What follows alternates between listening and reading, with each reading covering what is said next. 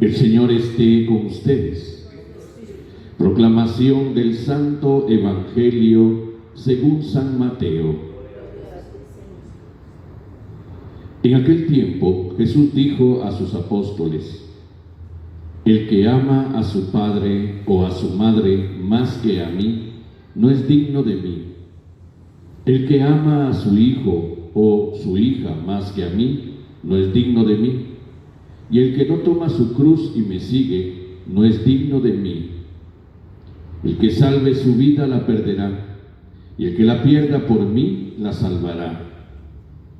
Quien los recibe a ustedes, me recibe a mí, y quien me recibe a mí, recibe al que me ha enviado. El que recibe a un profeta por ser profeta, recibirá recompensa de profeta. El que recibe a un justo por ser justo, recibirá recompensa de justo. Quien diere, aunque no sea más que un vaso de agua fría, a uno de estos pequeños por ser discípulo mío, yo les aseguro que no perderán su recompensa. Palabra del Señor. Gloria a ti, Señor Jesús. La insistencia que Jesús hace sobre sí mismo como un centro de atención no tiene nada que ver con el egoísmo, la egolatría, con las actitudes de algunos líderes que se dicen cristianos, pero que en realidad centran la atención en ellos mismos, usurpando así el puesto de Jesús. Jesús no es ningún ególatra, no es ningún egoísta. Es que en Él está la posibilidad del reencuentro con la vida, y por lo tanto la atención hacia Él está ligada no a que Él quiera estar el centro de atención, sino que desde Él, poniéndole atención, encontramos el sentido de la vida, la razón de la existencia, las respuestas a los anhelos humanos y sobre todo volver, como otras veces hemos llamado aquí en la Eucaristía Dominical, volver al diseño original de Dios, que nos quiere libres, que nos quiere felices, que nos quiere plenos, que quiere un mundo precisamente marcado por el amor fraterno, para que también ese mundo sea un mundo justo, un mundo también pacífico. Y por lo tanto, hay que aprender de Jesús, y ese aprender de Jesús hace que precisamente tengamos nuestra atención en Él. Por eso no es el desprecio al amor del Padre, al amor de la Madre, al amor de la familia, al amor de los amigos, no. Es el reencuentro de la forma de amarlos, que es distinto, desde Jesús que nos enseña a amar. No en balde transforma el mandamiento del amor del Levítico, amarás al prójimo como a ti mismo, por el mandamiento cristiano que lo supera, ámense como yo los he amado. Él es la fuente del amor, la razón del amor y podríamos decir, la forma verdadera de amar. Por lo tanto, el reencuentro con el amor nos hace reubicarnos en la forma de amar a los nuestros también, pero ese reencuentro con el amor solo puede darse desde ese encuentro con Jesús. Y por lo tanto, está ligado también a las consecuencias en nuestra vida. ¿Por qué? Porque también Jesús ha advertido a sus discípulos que si hay persecución, los han perseguido, me han perseguido a mí, los perseguirán también a ustedes. Y por eso mismo muchas veces esa persecución, esa oposición, esa trampa, ese obstáculo, tristemente viene hasta de nuestras propias familias, de nuestros propios seres que supuestamente deberían, por amor, estar a favor de nosotros. Y entonces la decisión la tomamos nosotros, hacerle caso a ellos o hacerle caso a Jesús. Y sin embargo, no significa dejarlos de amar, sino simple y sencillamente, por el amor, ser testimonio de un estilo nuevo, de una razón nueva de vida, para que también hasta ellos puedan cambiar de opinión, puedan cambiar de su insistencia en torcerme, en obstaculizar mi camino. Por eso también nos exige esa capacidad de renunciar a lo que llamamos técnicamente el respeto humano. ¿Qué es eso del respeto humano? En realidad la palabra puede confundirnos, porque puede significar no estar de acuerdo en el respeto a los demás. No, llamamos respeto humano a esa actitud no convencida de ceder ante las presiones de los demás, por no ponerlos mal, por no dejarlos en mal, para no entristecerlos, eso se llama respeto humano. Y muchas veces hemos sido capaces de dejar a un lado nuestra convicción cristiana, nuestra coherencia humana, nuestra coherencia cristiana, en función de ese respeto humano, solo para no molestar, solo para no dar color, solo para no poner en mal el ambiente, ¿no? Y eso es lo que Jesús señala: quien ame más a su padre y a su madre, a sus amigos, es decir, quien ame más la opinión de otros que la propia opinión de Jesús, no es digno de Jesús. Y por eso hasta nuestros familiares, nuestros amigos, las personas con las que nos relacionamos, se benefician de que nosotros pongamos la centralidad de nuestra atención en Jesús, porque entonces nos volvemos bondadosos, generosos, serviciales, capaces precisamente de incluso dar la vida por los que amamos, Y por lo tanto es orientar nuestra vida plenamente en el estilo, en la razón, en la conducta, en el trato hacia los demás que hace Jesús. Y ahí está entonces la razón de esa centralidad.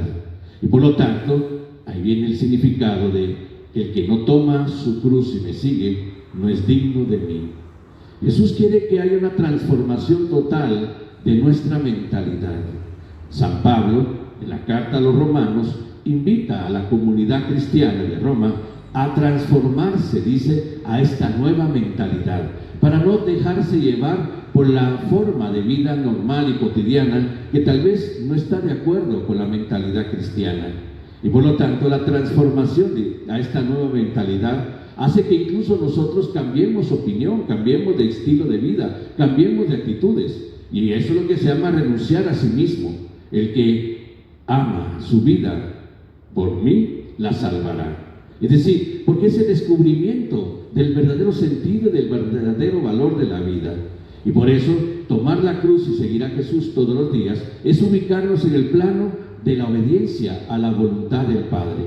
Esa obediencia a la voluntad del Padre tiene el precedente, y no es la primera vez que lo decimos acá, de que somos amados, nos aman infinitamente. Y por lo tanto, desde el amor, Dios quiere que nosotros reconozcamos el don de la vida desde Él. Y al reconocer el don de la vida desde Él, nos pronunciemos a un estilo de vida nuevo, nos pongamos delante de actitudes nuevas, de tratos nuevos hacia los demás, marcados todos desde la forma en que Jesús lo ha hecho. Porque si alguien de verdad externa la verdadera razón de la voluntad del Padre, es el propio Hijo, es Jesús. Y por eso quiere que lo sigamos, tomar la cruz de todos los días y seguirlo. Es la forma de aprender, es la forma de transformarnos, es la forma de ubicarnos entonces en el plano del proyecto de vida de Dios. Y entonces ya somos testigos de ese proyecto. Y obviamente eso redundará en efectos personales, familiares, de relaciones con los demás, de la sociedad. Va a redundar en efectos positivos. Quien ama, construye. Quien construye desde el amor, construye lo bueno, construye el bien. Y por eso, poco a poco nos vamos integrando a una visión no solo del individuo cristiano, sino desde el individuo cristiano a la comunidad cristiana. Una comunidad que entonces vive de acuerdo a la experiencia de Jesús y transforma también la sociedad. Y por eso es la gente que nos mira, la gente que aprende también de nosotros, que hemos aprendido de Jesús, entonces será gente que estará también disponible, será también gente que actúe con generosidad. Y aquí viene: quien nos recibe a ustedes, me recibe a mí, y quien me recibe a mí, recibe al que me ha enviado. El que recibe a un profeta por ser profeta, recibirá recompensa de profeta. El que recibe a un justo por ser justo, recibirá recompensa de justo. Quien diere, aunque no sea más que un vaso de agua fría a uno de esos pequeños, por ser discípulo mío, les aseguro que no perderá su recompensa. Y ahí precisamente eso, ¿no? Ser personas que desde nuestra conducta, desde nuestro actuar, pues impactamos en otros. Y por lo mismo, también nos volvemos en razón de la credibilidad que damos a los demás de nuestra condición cristiana. Por eso, vamos a insistir. La gente aprende mucho más de nosotros por nuestras actitudes, por nuestra conducta, por nuestro trato a los demás. La gente adquiere un sentido de credibilidad a nuestra fe cristiana, por eso que por las devociones, que por las actitudes y por las prácticas religiosas. Muchas veces, tristemente, las prácticas religiosas no coinciden con la conducta cristiana y por eso muchas veces también se nos señala de hipócritas. Y la hipocresía es la peor manera de hacer que la gente pueda creer en lo que nosotros vivimos, pueda hacer precisamente que se adhieran a ese diseño de vida de Dios. Nuestras devociones, nuestra práctica cristiana, nuestras prácticas religiosas tienen que coincidir plenamente con nuestra conducta, con nuestro actuar, con nuestro quehacer, que en realidad está inspirado en Jesús, externa a Jesús, dona a Jesús. Y por lo tanto, es ahí donde nosotros también tenemos una correspondencia en la amistad, en el cariño de los demás, manifestado como Jesús en un vaso de agua fría, por ejemplo, pero también la escucha. Quien nos escucha, quien nos recibe a ustedes, me recibe a mí. Y todo esto también está ligado en el interior de la comunidad cristiana. El Espíritu sigue trabajando y sigue llevando la verdad, la revelación a su plenitud. Y por eso solo puede darse desde la interpretación de todo esto a la luz del Espíritu que hace la Iglesia. Por eso existe el magisterio eclesial, por eso existe todo ese equipaje doctrinal que sigue alimentando y orientándonos e iluminándonos para poder ir precisamente viviendo nuestra fe cristiana de acuerdo al tiempo, de acuerdo a la cultura de nuestro tiempo, de acuerdo a la mentalidad de nuestro tiempo. Y eso exige una escucha y una aceptación. Quien nos recibe, quien nos escucha a ustedes, me escucha a mí. Y por eso cuidado con despreciar la enseñanza magisterial de la Iglesia, incluso parcializarla. Es triste ver cómo hay grupos cuadrados, que ese es su nombre, ¿no?, de extrema derecha, anticuados, agarrados precisamente a simbolismos ya caducos, y no se abren a la novedad, por ejemplo, del magisterio papal de Francisco. Les molesta, les perturba, les quita sus seguridades, y eso es lo peor, porque no saben abrirse a la acción del Espíritu que evoluciona precisamente en el magisterio de la Iglesia, muestra su evolución en el magisterio de la Iglesia, porque la inspira. Y la docilidad a la acción del Espíritu genera precisamente esa forma de ir comprendiendo el Evangelio y vivirlo en nuestro tiempo. No es lo mismo vivir en el Evangelio a los principios del siglo XX que en nuestro tiempo. Las problemáticas, el estilo de vida, las mentalidades, las ideologías han cambiado. Y el cristianismo no puede quedarse atrás en una manifestación puramente religiosa, porque por eso mucha gente no le cree, lo ha abandonado. Pero otros que se han acomodado ahí, les fastidia la novedad, les fastidia la acción del Espíritu que renueva.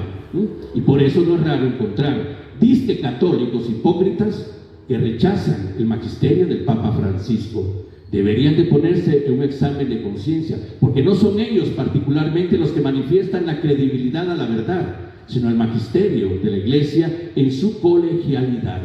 Y entonces, ¿qué clase de cristianos son? ¿Qué clase de católicos son? Simple y sencillamente personas que no han sabido seguir a Jesús en el camino. Por eso tenemos que tener clara esa visión de centralidad en Jesús, porque ahí es donde encontramos el quehacer cristiano y ahí es donde nos inspiramos para vivir nuestra coherencia cristiana. Y por eso mismo, tengámonos siempre abiertos a la acción del Espíritu que nos permite ir evolucionando en ese camino novedoso que nos lleva siempre a la paz, a la justicia, a la verdadera alegría, a la verdadera libertad, a todo aquello que nos da razones para entusiasmarnos con la vida. Vamos ahora a confirmar nuestra fe.